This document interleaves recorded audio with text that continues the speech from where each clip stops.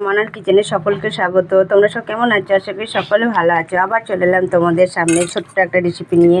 এটা হচ্ছে বেসনটা নুন দিয়ে মাখিয়ে রেখেছি। এটা হচ্ছে কালো জিরে দিয়েছি, বেসনের টক বানাবো। এটা কাঁচা আম বাটা, এটা সর্ষে বাটা, এটা পাকা কাঁচা লঙ্কা কুচি, এটা শুকনো লঙ্কা, এটা পাঁচফোড়ন। এটা এখানে কড়াই বসিয়ে দিয়েছি। এবারে কড়াই তেল দেবো। কড়াই গরমও হয়ে গেছে। কালো জিরে দিয়ে আছে। এবার এটা আরেকটু মাখিয়ে নেব। আগে থেকে বেসনটা মাখিয়ে রেখেছিলাম। এবার কালো জিরেটা মিক্স করে নেব। মিক্স করা হয়ে গেছে। এদিকে কড়াইও গরম হয়ে গেছে, তেল গরম হয়ে গেছে।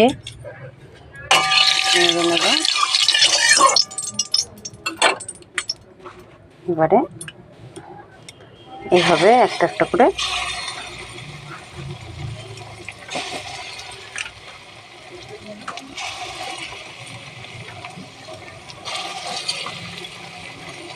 এইভাবে বেসনগুলো ভেজে নেব।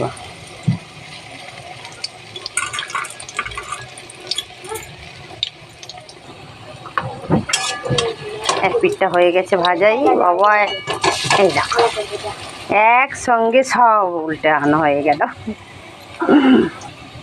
জয়েন্ট হয়ে গেছে। এবারে খুন্তি করে এইভাবে কেটে নেবো। হ্যাঁ, হয়ে যাচ্ছে কাটা। বড়াগুলো ভাজা হয়ে গেছে। এবারে সব ছেঁকে তুলে নেব।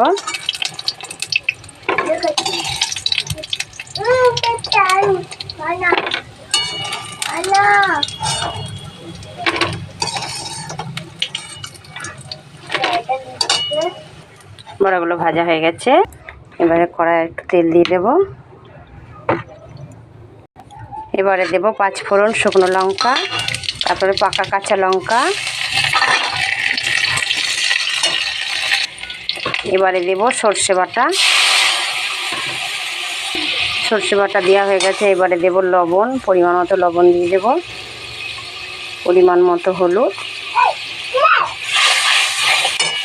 সর্ষে বাটাটা ফুটছে, কষানোর পরে হয়ে গেছে। এবারে আম বাটাটা দিয়ে দেবো।